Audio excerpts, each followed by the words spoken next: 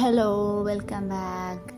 അപ്പം ഞങ്ങളുടെ അറബി വീട്ടിലെ ഒരു സായാഹ്നമാണിത്. ഞങ്ങൾ മുക്കത്താ ദൂരത്തുള്ളതാണ്, കാണാത്ത അത്രയും ദൂരത്തോളം മലകൾ, ചുറ്റും മലകളാണ് കേട്ടോ. അത് നമ്മുടെ നാട്ടിലെ പോലെയല്ല, കറുത്ത മലകളാണ് അവിടെ കാണുന്നത്.